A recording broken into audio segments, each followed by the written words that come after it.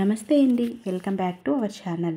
మనకి వారాహి నవరాత్రులు, గుప్త నవరాత్రులు ఎంతో పవిత్రమైన నవరాత్రులు మనకి 2025 జూన్ 26వ తేదీ నుంచి ఆషాఢ మాసం నుంచి మొదలవుతున్నాయండి.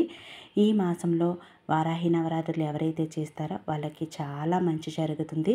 వాళ్ళు అనుకున్న కోరిక తప్పకుండా నెరవేరుతుందండి అమ్మ అనుగ్రహం వల్ల.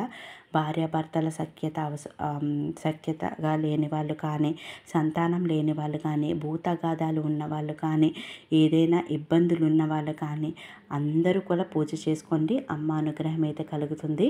అయితే చాలామందికి పూజ చేయాలని ఉంటుంది, కానీ జాబ్ చేసే వాళ్ళకి చాలా ఇబ్బందిగా ఉంటుందండి. నిత్యం దీపారాధన అది 9 రోజులు చేసుకుంటే మరి ఇంట్లో పనులు అవి అవ్వవు, జాబ్కి వెళ్ళాలి కదా. అటువంటి వాళ్ళు సులువైన పద్ధతిలో ఎలా చేసుకోవచ్చో చెప్తానండి ఈ వీడియోలో.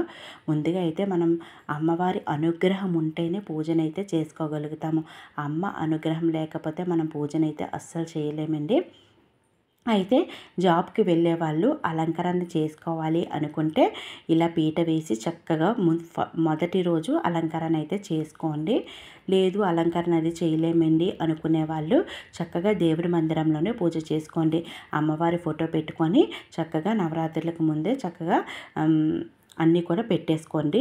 పసుపు కుంకుమ అన్నీ కూడా పెట్టేసుకొని రెడీగా ఉంచుకున్నారనుకోండి, ఇలా అలంకరించుకొని అప్పుడు మీరు పూజ ఈజీగా చేసుకోగలుగుతారు.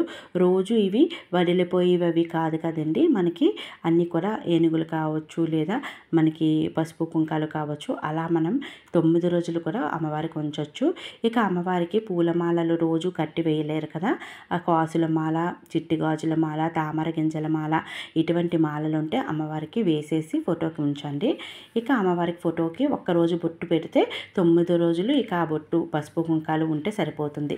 ఇక నేనైతే పీఠం పైన జవ్వాదు, పచ్చకర్పూరము, అత్తరు, రోజు అత్తరు కూడా వేసుకున్నాను అనమాట. ఇవన్నీ కూడా సుగంధభరితంగా ఉంటే మనకి దేవుడి మందిరం మంచి సువాసన భరితంగా ఉంటుంది, అమ్మ కొలువై ఉంటుందన్నమాట.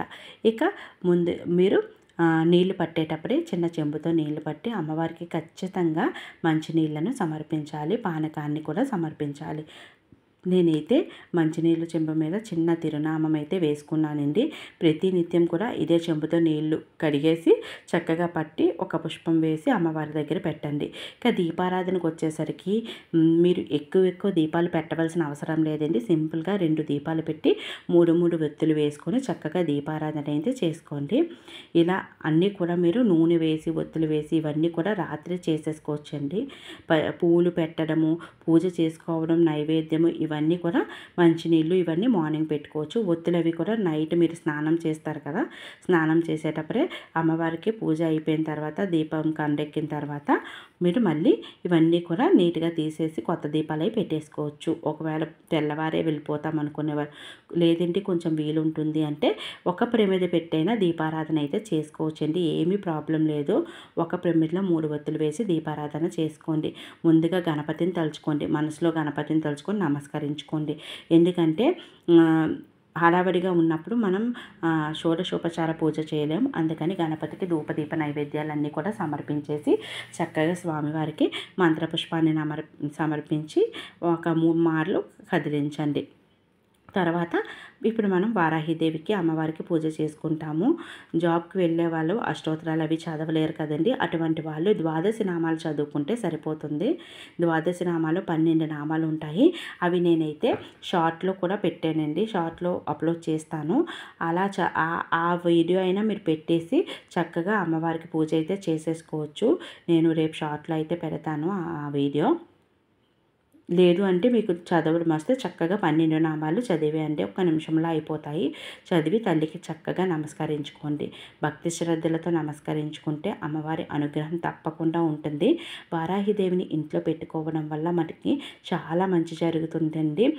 ఎవరైనా మనకి తెలియని శత్రువులు ఉంటే వాళ్ళందరూ కూడా నశించిపోతారు. మనకి చెడు చెయ్యాలి అనుకునే వాళ్ళ అందరినీ కూడా అమ్మవారు శిక్షిస్తుంది. అంటే చంపేయడం కాదండి, అమ్మవారు ఆ చెడు చేసే వాళ్ళని మంచిగా మనకి అనుకూలంగా మారుస్తారనమాట. అందుకని తప్పకుండా ప్రతి ఒక్కరు కూడా అమ్మవారికి పూజ అయితే చేయండి.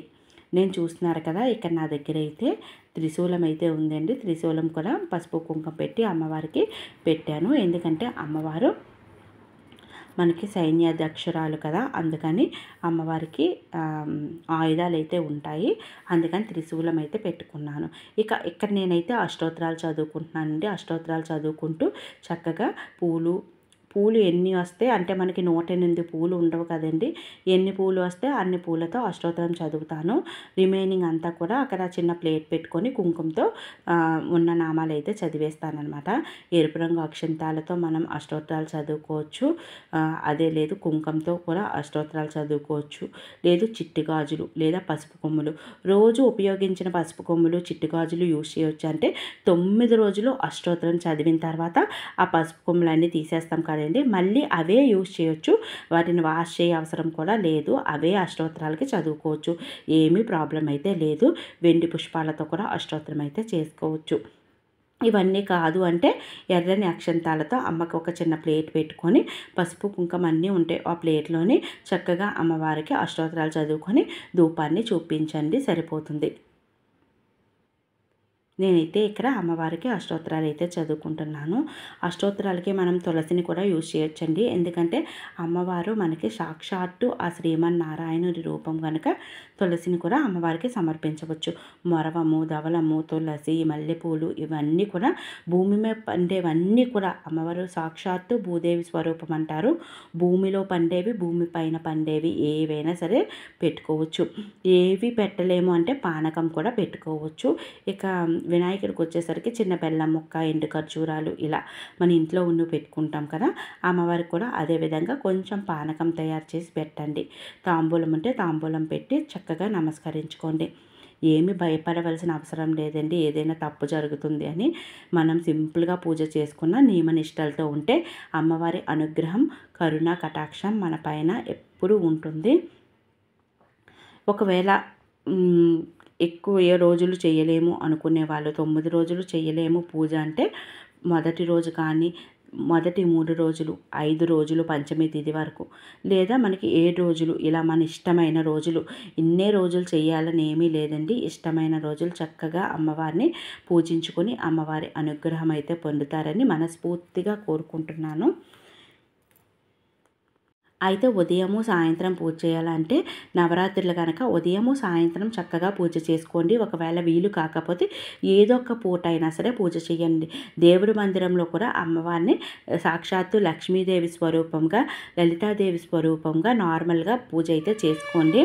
అమ్మవారికి నైవేద్యాలు వచ్చేసరికి వండినవే పెట్టాలని ఏమీ లేదండి. పళ్ళు ఉంటే పళ్ళు, లేదు అంటే కొబ్బరికాయ కొట్టుకోవచ్చు, లేదు అంటే ఎండు ఖర్జూరాలు, లేదు అంటే బెల్లం ముక్క పెట్టుకోవచ్చు, పానకం నివేదించవచ్చు. పానకం పెడితే చాలా మంచిదండి, ఇంటికి చలువ, రోజు కూడా పానకం పెట్టండి.